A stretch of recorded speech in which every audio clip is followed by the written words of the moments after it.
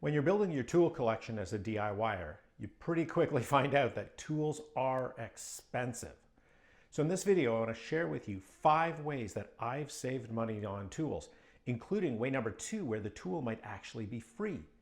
I'll also share with you a way that probably would have saved me a bunch of money, and one way I think you should be cautious about using to save money on your tools.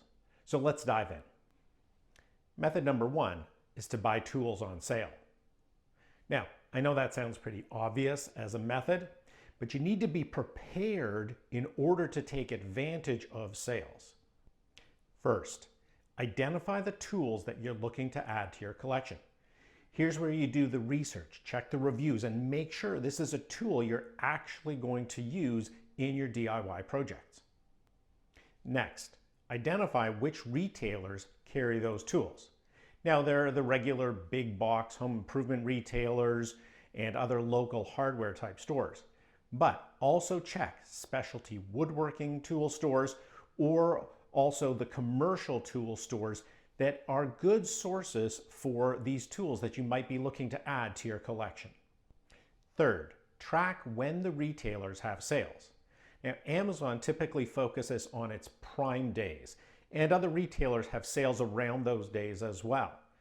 Some retailers also focus on specific days, such as Father's Day or Black Friday, or some retailers even have spring or summer Black Friday deals in order to try and improve sales in those seasons.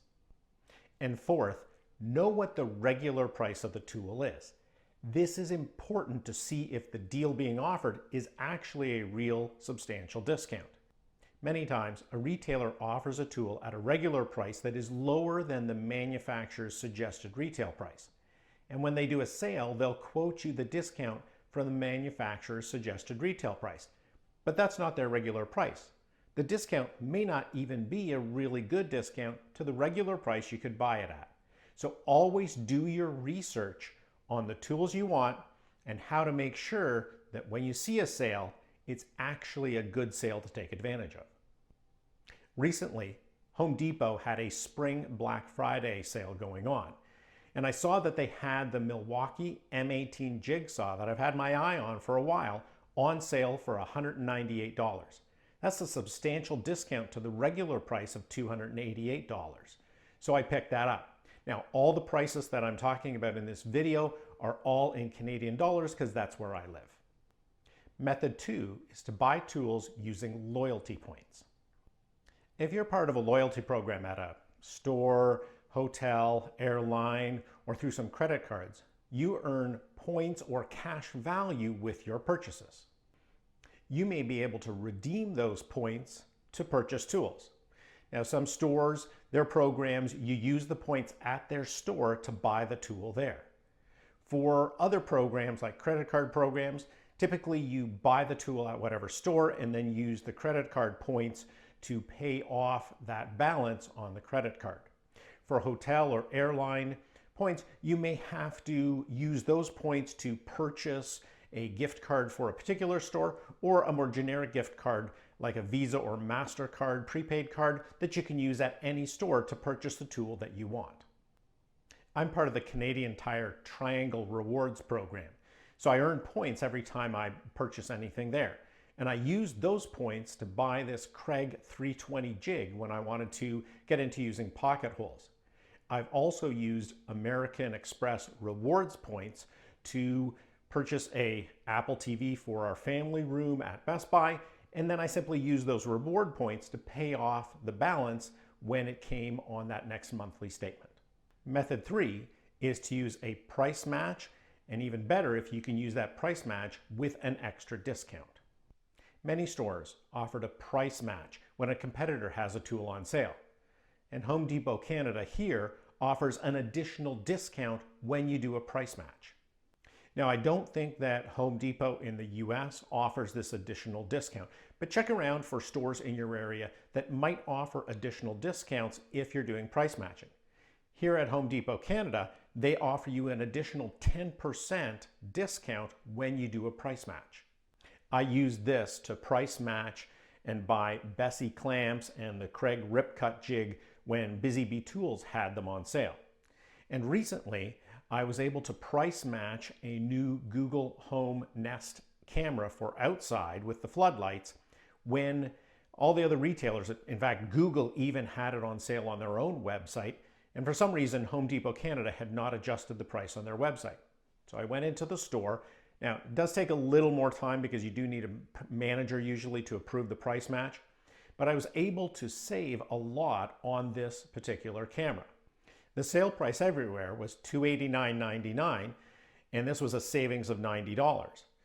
But when I went to do the price match at Home Depot, they added an additional 10% discount, so an additional $29 to that sale price.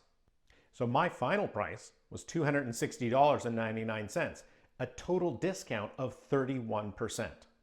Now, all of the stores that do price matching have different restrictions or limitations on what they will match or how it works. So always read the fine print to make sure that you understand whether you're going to be able to use that price match on the tool that you want.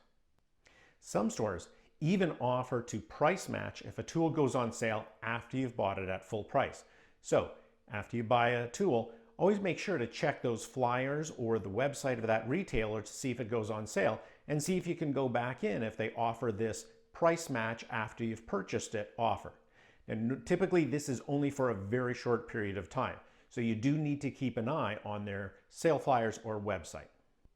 Method 4 is to purchase refurbished tools. Some brands like DeWalt have stores where you can purchase refurbished tools at a discount. We have one close by, and we also have an independent store that refurbishes DeWalt tools and sells them at a discount. Check if the brand of tool that you want to buy has one of these refurbished stores in your area. Most of these tools are pretty much like new after they've been refurbished, and you can save a lot of money.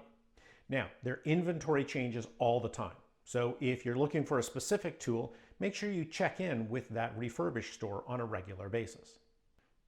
I picked up my DeWalt random orbital sander at the independent refurb store last year, and it was about half the cost of buying it new. I picked up a DeWalt handheld router at the factory refurb store last year and saved 42% because they had an August promotion going on in addition to the refurb discount. Method 5 is to build your wireless power tool collection on one platform. With wireless power tools, which I find to be super convenient, it makes sense to build your tool collection on one platform. Now, I chose the Milwaukee platform, but Ryobi, DeWalt, Rigid are other good platforms to consider. By working with only one platform, you leverage your investment in the batteries for that platform. If you have to purchase batteries for every single platform for the different tools, it can add up to a lot of extra expense. By sticking with one platform, you can buy tools that are called tool only that don't come with batteries. These are less expensive than if you have to buy that same tool with an included battery. After you've standardized on one platform, I always keep an eye out for sale on batteries. You can never have enough batteries, with wireless power tools. I picked up a 2-pack of 4 amp hour Milwaukee M18 batteries on sale last year at Home Depot and saved quite a bit. The thing is, this 2-pack discount was not something that I found walking through the store. It was only listed online. So check the online listings for these retailers to see if they have battery discounts and take advantage of them. Go into the store, ask them to pull it from that shelf that it is out of the way so that you can save money on these batteries. If you have a couple of older power tools on one platform, don't feel that you have to build on that particular platform for the future. I had some older Rigid wireless power tools that, many of them weren't working very well. The circular saw still worked, but none of the batteries worked. So what I did is I simply bought a battery for that circular saw because buying that one battery was cheaper than buying the full Milwaukee M18 circular saw. So think about your particular situation and make the decision that works best for you. Method 6 is to choose a less expensive platform to build your tool collection on. When you start to build your wireless power tool collection, you'll quickly realize that different platforms have different price points. So the Ryobi platform, for example, is a lower cost platform compared to the Milwaukee platform, which is typically a higher priced platform. So does this mean that you should stay away from the Ryobi platform? No. All of the platforms have tools that will perform well for you in almost any DIY project that you want to take on. Professionals typically select a higher end platform because they put their tools through so much more than what we DIYers would ever put them through. And so they need that extra reliability and performance. So they're willing to pay more for that higher end platform. I started on the Milwaukee platform almost by accident. I knew they were a good, reliable brand name, but I hadn't really done a lot of research on the different platforms. The first tool I needed was a wireless screwdriver for a particular project I was working on. So I went in, I took a look, and I found this Milwaukee M12 wireless screwdriver. It did exactly what I needed. They had it in stock, so I picked it up. Then I needed a drill and driver. So I went in and picked up the drill and driver combo pack because it matched what I had already started on. Now, I didn't know at the time that Milwaukee is one of the pricier brands, and it might be one of the reasons that I continue to look for ways to save on these tools. If I were to start over, I probably would consider picking a different brand platform to build on because the Milwaukee tools are also expensive. But you have to do the research for yourself and decide what platform is going to be best for your tool collection. Method 7 is buying tools on Facebook Marketplace, eBay, or at local markets. I want to talk about this particular method even though I don't personally recommend doing it. You will see tools offered on Facebook Marketplace or eBay that are brand name tools that are at a lot of discounts. There's also no sales tax, so it's an even better deal. So why don't I recommend this? I don't recommend it because you don't really know what you're getting.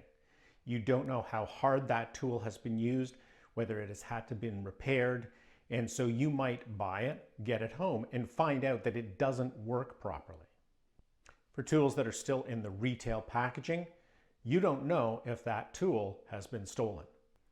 Tool theft from retailers has been increasing dramatically, and a percentage of those tools show up being sold on Facebook Marketplace or eBay.